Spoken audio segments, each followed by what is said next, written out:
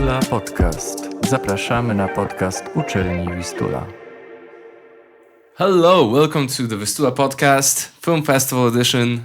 My name is Olaf, and I am joined by one of the directors of this year's Vistula Film Festival movies, Janek. Thank you. As previously mentioned, my name is Jan Novak-Zempliński, and I'm very happy to be welcomed by all of you. And yes, please, I'll be so happy to share my thoughts about the movie, about the inspirations. Looking forward to it. Awesome. So before we begin, maybe you'd like to tell the listeners the title of your film. Yes. So the title is a Latin word, which is Inexorabilis. Mm-hmm. And it's about, it explains how some things cannot be stopped. Mm-hmm. Something, it's like the element of unstoppable force and unstoppable object. So these are the threads we are moving in terms of this word and the movie that we're gonna show on 29th. So yeah. Awesome. Is this your first time? This is your first time competing in the film festival? Yes.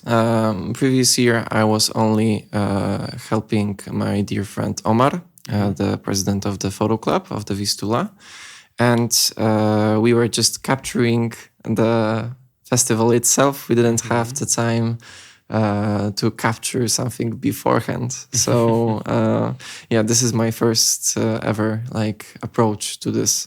But I can clearly approve the words that the biggest motivation to start doing something on my own and not waiting to apply to a film school was the movie festival that I witnessed a year ago. Mm-hmm. So yeah, that's pretty much it. So when you were present at last year's film festival, did you already know that you're going to make a movie for this year, or where did the idea come from? When did it arise? So, and that was the initial spark, because a lot of my good friends were participating in many different projects overall the festival last year. So I just thought to myself, if they could do it and they could give up some time to put their minds to it and to share their thoughts and some doubts, some ideas for the future on the screen, then why shouldn't I, right? Especially given how I love the movies, and I have always loved the movies, and not just watched them, but tried to always witness them. Okay, awesome. Yeah. You're also a photographer, right? Yes, I am, most definitely. And I always applied the biggest pressure on telling most of the story by the screen, by what is shown, and not by what is told. And this particular idea of how I wanna give out my thoughts and my worries, again, doubts, and so on, was always by the screen. The biggest motivation in cinematography would probably be the author of Alien, of Blade Runner, Ridley Scott, who had finished an art school. He was, from an educational perspective, he was a painter, actually. So when you look at his movies, he was always applying the biggest pressure on telling the story by the screen, by what's happening on it, and not by what the actors taking part in it are telling, right?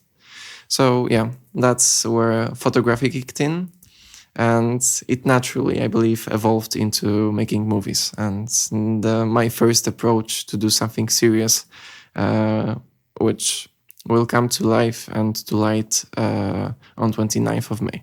Mm-hmm. Okay, so your first movie, you're saying that this is your first movie, but also within the movie club itself, you've been very active this year. You made 2 or 3 projects before. Yes. I did. I tried to do something myself by attending workshops regarding monofilm and 24-hour challenge. But I mean, these were challenges and workshops, so there were limits to them, and you didn't have that artistic freedom. You didn't have all the tools that you normally do when you are making a movie, which is a good challenge because sometimes you don't want to rely on everything.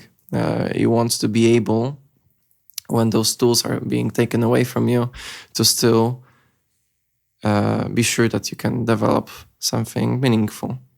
So yeah, I did some movies, but I wouldn't consider them as a good representation of how I am able to approach some topics, right? So yeah. You're also, besides making movies for the movie club, you're also planning to apply for film school. Yes, I am planning to apply for film school. So For which program? I'm not. I'm probably gonna apply for like camera operating, the director of photography, but most people are not aware of how many actually careers you can have in movie industry, because the film schools are introducing you to 3 or 4 faculties, which are relating to the screenwriting, to the camera-related actions and montage, acting, but there's so much more to it. And even though for the time being the plan is to be the camera operator, I cannot tell at all what's it gonna be when I actually get to it, when I start to appear at the movie sets. Hopefully, we'll see about that. But yeah, I am planning to apply for the film school, and I'm hoping that this dream will come true. And such undertakings as movie club, right? These are the best ways in which I can motivate myself to do something extra, to have a head start in regards to other people who will apply to movie school. So are you treating the movies that you're making for the movie club more as actual, let's say, your own projects within themselves, or like practice, or like something to put in your portfolio to get into film school, or how are you kind of treating it when you're working on such projects? So the biggest and the most important thing for me is that after all the positive and negative feedback that I'm gonna hear, and the most important bit is that I should be the judge of myself. I should always look out for the things that I am chasing, trying to develop. And with that in mind, of course, I'm not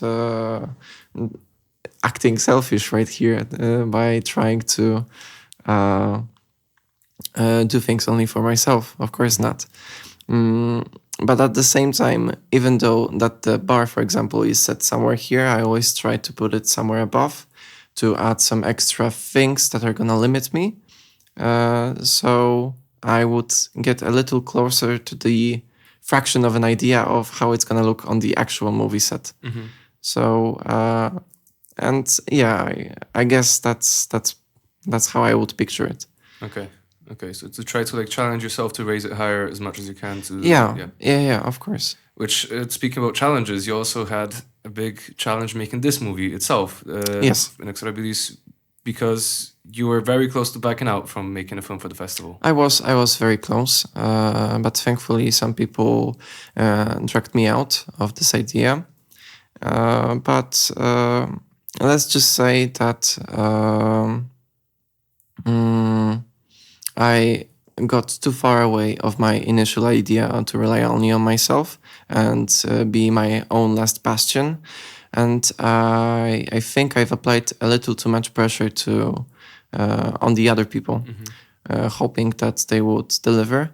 and so on. And I always thought to myself that I should treat everyone as that they are for me. No, sorry, no, that they are not for me, but more like I am for them. And I shouldn't take those people for granted. So, and I kind of did.